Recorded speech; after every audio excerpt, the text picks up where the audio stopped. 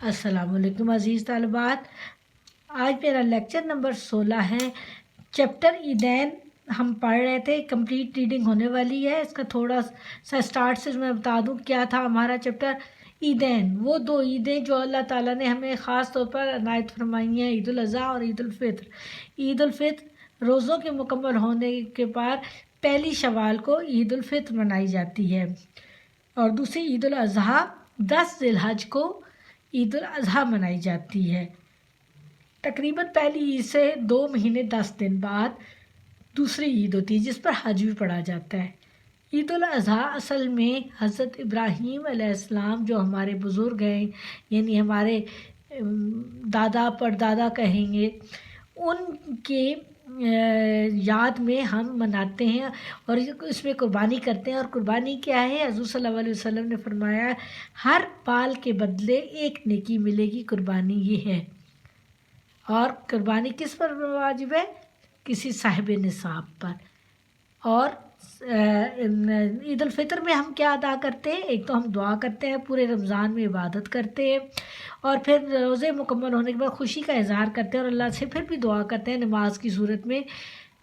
اور اللہ تعالیٰ کو یہ عبادت بہت پسند ہے، اور روزے کے بارے میں اللہ تعالیٰ نے فرمایا کہ روزہ میرے لیے ہے اور اس کا اجر میں دینے والا ہوں۔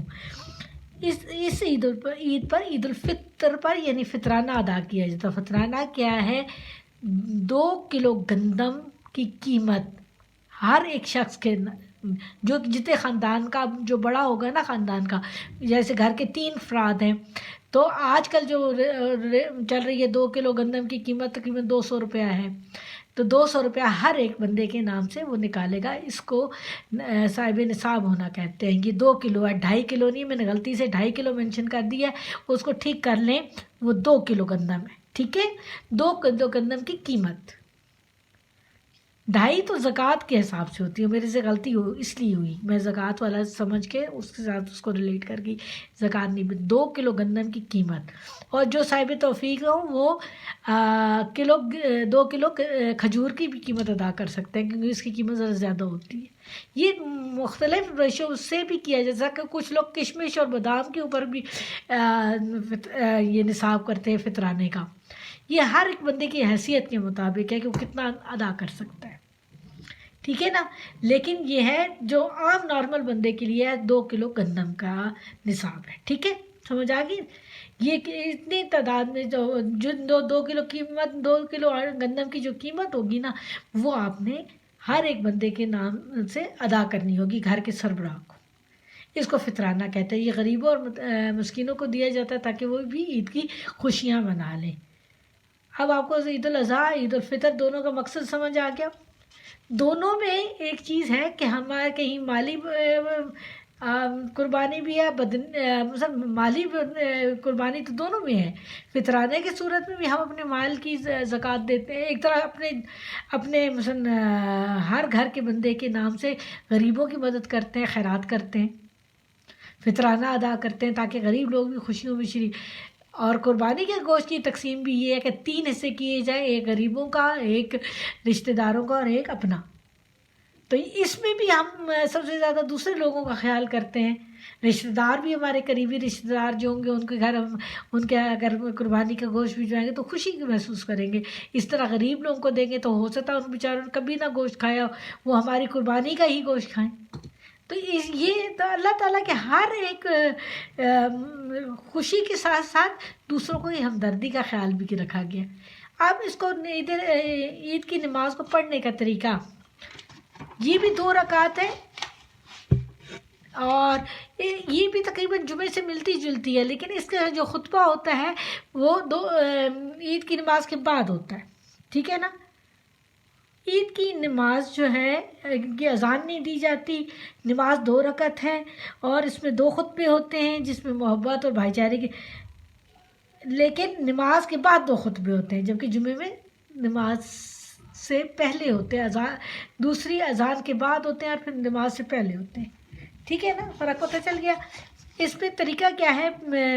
پہلی جو رکعت ہوتی ہے اس میں سبحان اللہ، سبحانک اللہم کے بعد قرات سے پہلے، یعنی جب تلاوت کی جاتی ہے اس سے پہلے 3 تکبیریں پڑھی جاتی ہیں، قراءت جیسے ہم سبحانک اللہم کی دعا پڑھنے کے بعد جو پہلی رکعت میں ہم سبحانک اللہم پڑھتے ہیں نا، وہ سب جو پڑھ لی نا پوری، تو اس کے بعد جب ہم نے سورہ فاتحہ پڑھنی ہوتی ہے تو اس کی جگہ پہ 3 تکبیریں پڑھیں گے، اور دوسری رکعت میں قراءت کے بعد اب سورہ فاتحہ پڑھنے کے بعد رکوع سے پہلے 3 تکبیریں پڑھیں گے، ٹھیک ہے؟ اور عیدگاہ کی طرف جاتے ہوئے بھی راستے میں بھی تکبیریں پڑھنی چاہیے۔ تکبیر کے لفظ کیا ہے یہ سن لیں: اللہ اکبر، اللہ اکبر، لا الہ الا اللہ واللہ اکبر، اللہ اکبر وللحمد۔ سن لیا نا؟ اس کا مطلب اللہ سب سے بڑا ہے، اللہ سب سے بڑا ہے، اللہ کے سوا کوئی عبادت کے لائق نہیں، اللہ سب سے بڑا ہے، اللہ سب سے بڑا ہے، اور سب تعریفیں اللہ کے لیے ہیں۔ والحمد وللحمد۔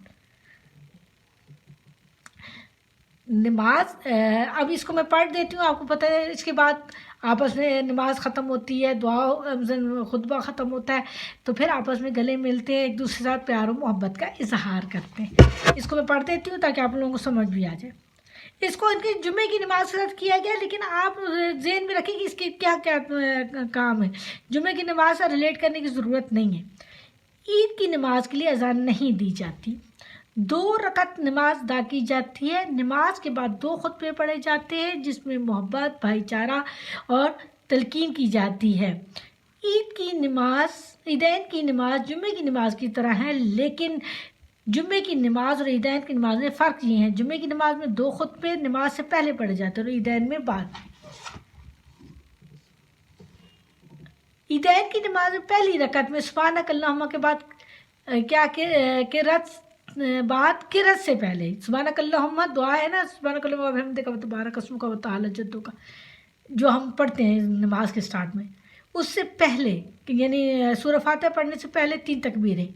دوسری رکعت میں قرأت کے بعد یعنی سورہ فاتحہ کے بعد رکوع سے پہلے رکوع نہیں بھی کریں، اس سے پہلے 3 تکبیریں پڑھی جاتی ہیں۔ جمعے کی نماز کے مقابلے میں 6 تکبیریں زائد ہیں، ٹھیک ہے؟